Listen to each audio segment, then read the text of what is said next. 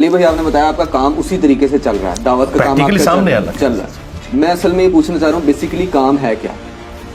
ایک مثال کے ذریعے سمجھاتا ہوں. ہم دعوت اسلامی کے مرکز گئے, انہوں نے ہمیں دعوت دی کہ ہمارے اندر شامل ہو جائیں, اعتکاف کے روزے رکھیں, مطلب ایک وہ اسلام کی دعوت دے رہے تھے. آپ کا بیسیکلی ایم کیا ہے؟ آپ لوگوں کو جو اصلاح کر رہے ہیں, جو دعوت دے رہے ہیں, جو تبلیغ کر رہے ہیں, اس کا ایکچوئل مقصد کیا ہے؟ کیا آپ اچیو کرنا چاہتے ہیں یا لوگوں کو کیا آپ بنانا چاہ رہے ہیں؟ پہلی تو بات یہ ہے کہ دعوت اسلامی کو اسلام کی دعوت نہیں دے رہی ہے,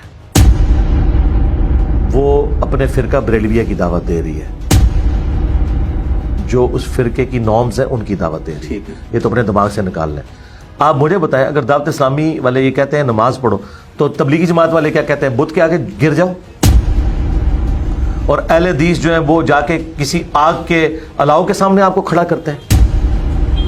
یہ کون سی اسلام کی خدمت ہو رہی ہے؟ نماز تو سارے, اور پھر ایک دوسرے کے پیچھے نماز بھی نہیں پڑھتے. دعوت اسلامی والے امام کعبہ کے پیچھے نماز نہیں پڑھتے. جو امام کعبہ کے پیچھے نماز نہیں پڑھتے, مسجد نبی کے امام کے پیچھے نماز نہیں پڑھتے, وہ آپ کو نماز کی دعوت دے رہے ہیں, تو وہ اپنی نماز اور اپنے فرقے کی نماز کی دعوت دے رہے ہیں, اسلام کی نماز کی. ہاں بالکل, ہاں. اب میں یہ اس سے آپ کو میرا فرق پتا چلے گا. آپ کا ہاں, ہم کیا دعوت دیتے ہیں؟ ہم کہتے ہیں تمام فرقے مسلمان ہیں اپنی تمام گمراہیوں کے باوجود, لیکن ان کے بڑوں نے قرآن و سنت کے ساتھ غداری کی ہے, قرآن و سنت کے ترجمے کیے ہیں, خود اس پہ عمل نہیں کیا. یہ دیکھو قرآن و سنت میں یہ لکھا ہے, تمہیں یہ بتا رہے ہیں. احمد بریلوی صاحب یہ کہہ رہے ہیں قرآن کے بعد سب سے افضل کتابیں بخاری اور مسلم ہے.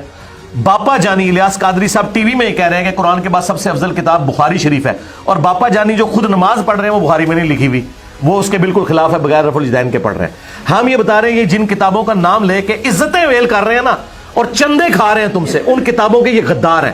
تو اب آپ نے ان کو چھوڑ کے رسول اللہ کے ساتھ جوڑنا ہے. ان میں, اور میں بات مکمل کر رہا ہوں نا. ہاں بات مکمل. دیکھیں نا, آپ نے ایک پی ایچ ڈی تھیسس چھیڑا تو مجھے پورا جواب تو دینے تھے نا. یہ لوگ اپنے ساتھ جوڑ رہے ہیں, اس کا ثبوت یہ کہتے ہیں ہماری مسجد میں آ جاؤ. میں نے تو کبھی نہیں کہا ہماری مسجد میں آ جاؤ, ہماری تو مسجد ہی کوئی نہیں, ہم ان کے پیچھے نمازیں پڑھتے ہیں. یہ کہتے ہیں یہ دعوت اسلامی کی ویب سائٹ پہ یہ ہمارے اکاؤنٹ نمبر ہے. ہم نے کبھی کسی کا اکاؤنٹ نمبر نہیں بتایا, ہم تو اپنی جیب سے کھلاتے ہیں. کوئی مدرسہ نہیں بنایا.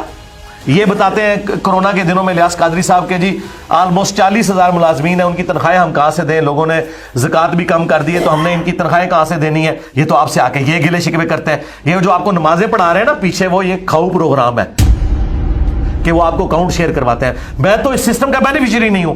اب قرآن کھول کے دیکھیں, قرآن میں آیا کہ جب بھی کوئی نبی دعوت دیتا ہے اللہ تعالیٰ کے ریفرنس سے وہ کہتا ہے کہ مجھے اللہ تعالیٰ نے پیغمبر بنا کے بھیجا, اور میں اس تبلیغ کے بس تم سے کوئی معاوضہ وصول نہیں کرتا, میرا معاوضہ اللہ کے ذمہ ہے. آج بھی نبیوں کے پیٹرن پہ نبیوں کا صحیح ماننے والا وہ ہوگا جو اسی پیٹرن پہ دعوت دے گا. تو میں تو کچھ بھی نہیں کر رہا, میں یہ کر رہا ہوں جو آپ نے پوچھا کیا کر رہا ہوں, میں یہ کر رہا ہوں کہ میں کہتا ہوں کہ رسول اللہ کے ساتھ جوڑو, اللہ کے ساتھ جوڑو, کتابوں کے ساتھ جوڑو, فرقوں کے ساتھ نہ جوڑو. لیکن یہ فرقے مسلمان ہیں, ان کے پیچھے نمازیں پڑھو, چندے ان کو دو, لیکن ان کی اصلاح کی کوشش کرو. ان کی شناخت تو بتا دیں جو آپ کو فالو کر رہے ہیں, مطلب جس طرح آپ بتا رہے ہیں آپ گائیڈ کر رہے ہیں. اللہ نہ کرے جی ان کی شناخت اس طرح کی ہو جو ان کی. وہ شناخت قرآن میں یہ ہوا سماکم المسلمین, وہ مسلم ہے, وہ کہتے ہیں ہم کسی فرقے سے, مسلمان ہونا ان کی شناخت. بالکل ٹھیک ہے. آن اے لائٹر نوٹ, ریٹائرمنٹ پلان جیسے ہوتے ہیں, دنیا سے سب نے جانا ہے. آپ کی دنیا سے رخصت کے بعد آپ نے کوئی یہ وصیت کی ہے کہ میرا مقبرہ نہ بنایا جائے؟ آپ کے فالوورز ہیں, ماننے والے ہیں, محبت کرنے والے ہیں. مقبرے انہی کے بندے ہیں جو مقبروں کے قائل ہوتے ہیں. ہمارا مقبرہ کس نے بنانا ہے؟ آپ کی محبت میں گاڑیاں گفٹ کرتے ہیں؟ نہیں, تو وہ کون سی میں نے لے لی ہیں؟ آفر تو کرتے ہیں. نہیں, آفر رکھیے نا, جانے کے بعد بتا دیں گے. گاڑی کسی کو آفر کرنا ہے تو حلال کام ہے نا, مقبرہ بنانا تو حرام ہے, وہ تو حدیث میں ہے. آپ منع نہیں نہ کر سکتے اس وقت میں, یہ وہ اللہ کا کام ہے, انشاءاللہ نہیں بننے دے گا, آپ بے فکر ہے. اور اس کا ثبوت میں آپ کو بتاتا ہوں کہ ہمارے ایک بڑے قریبی دوست تھے, پہلی دفعہ انہوں نے مسجد میں میرا درس ارینج کیا, 2008 کی بات ہے. تو بڑے اسٹانچ قسم کے وہ اہل حدیث تھے, بعد میں وہ نارملائز ہو گئے. جب وہ فوت ہوئے نا, تو مجھے آج بھی وہ منظر یاد ہے کہ ان کی جب قبر بن رہی تھی نا, تھوڑی سی مٹی ان کی قبر پہ زیادہ چلے گی, تو ساتھ کھڑے ہوئے کئی لوگوں نے کہا کہ یہ آپ اتاریں, یہ تو اونچی قبروں کے خلاف تھے, ان کی قبر ہم نہیں اونچی بنتے گے. یہ آپ ذہن میں رکھیں.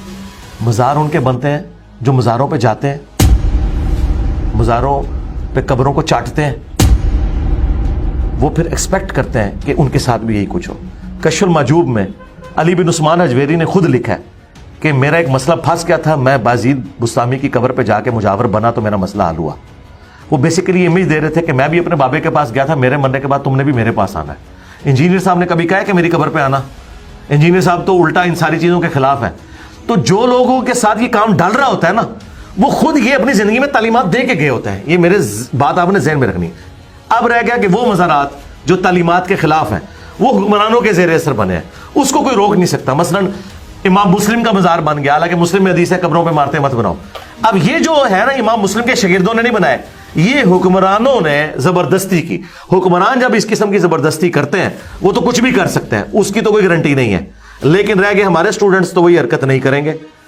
آپ بے فکر ہیں, آپ وصیت کر دیں گے؟ جی وصیت ہی ہے, وصیت ہے, آپ بے فکر ہیں. کیسے کریں گے؟